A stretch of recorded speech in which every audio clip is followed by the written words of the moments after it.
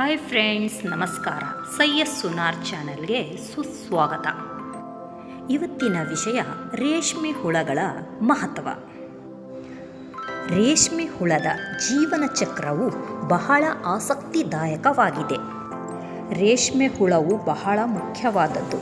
ಇದು ರೇಷ್ಮೆ ಉತ್ಪಾದನೆಗೆ ಪ್ರಮುಖ ಮೂಲವಾಗಿದೆ. ರೇಷ್ಮೆ ಹುಳದಿಂದ ದೊರೆಯುವ ರೇಷ್ಮೆ ಬಟ್ಟೆಗಳು ಸುಂದರ ಮತ್ತು ಅಮೂಲ್ಯಯುತವಾಗಿದೆ. ರೇಷ್ಮೆ ಸಾಗಾಣಿಕೆ ರೈತರಿಗೆ ಆದಾಯ ಹಾಗೂ ಉದ್ಯೋಗವನ್ನು ನೀಡುತ್ತದೆ. ರೇಷ್ಮೆ ಹುಳು ಮೊಟ್ಟೆಯಿಂದ ಹುಟ್ಟುತ್ತದೆ. ಮೊಟ್ಟೆಗಳು ಸಣ್ಣ ಹಾಗೂ ಹಳದಿ ಬಣ್ಣದಲ್ಲಿರುತ್ತವೆ. ಕೆಲವು ದಿನಗಳ ನಂತರ ಹುಳು ಹೊರಬರುತ್ತದೆ. ರೇಷ್ಮೆ ಹುಳು ತುತ್ತೆ ಎಲೆಯನ್ನು ತಿನ್ನುತ್ತದೆ. ನೋಡಿ, ತುತ್ತೆ ಗಿಡ.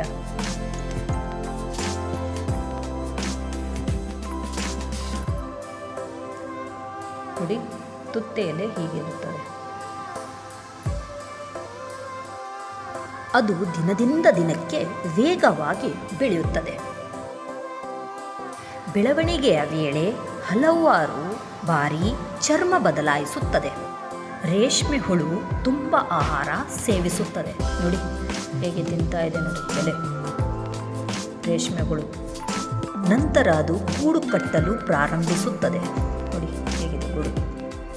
ಗೂಡು ರೇಷ್ಮೆ ನೂಲುಗಳಿಂದ ನಿರ್ಮಿತವಾಗಿರುತ್ತದೆ. ಈ ಗೂಡನ್ನು ಕೋಶ ಎಂದು ಕರೆಯುತ್ತಾರೆ.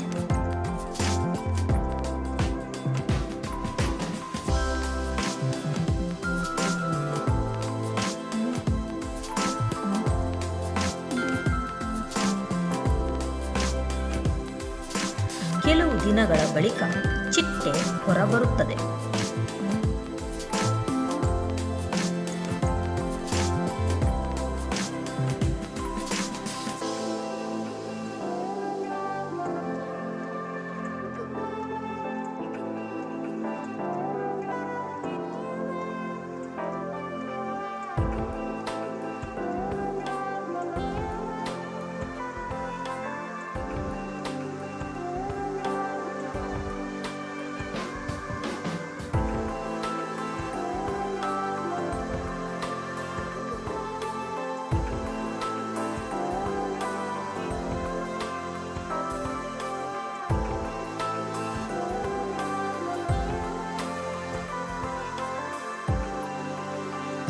ಚಿಟ್ಟೆ ಮತ್ತೆ ಮೊಟ್ಟೆ ಇಡುತ್ತವೆ.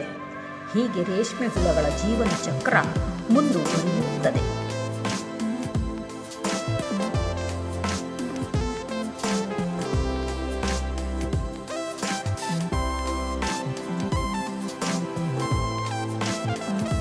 ರೇಷ್ಮೆ ಉತ್ಪಾದನೆಯಲ್ಲಿ ಇದರ ಪಾತ್ರ ಮಹತ್ವದ್ದಾಗಿದೆ. ರೈತರಿಗೆ ಇದು ಆದಾಯದ ಮೂಲವಾಗಿದೆ.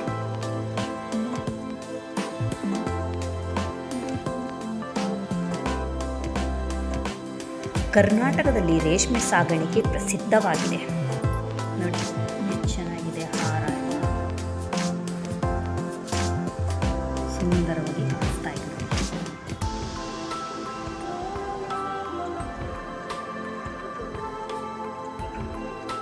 ರೇಷ್ಮೆ ಹುಳು ಪ್ರಕೃತಿಯ ಅಮೂಲ್ಯ ಜೀವಿಯಾಗಿದೆ.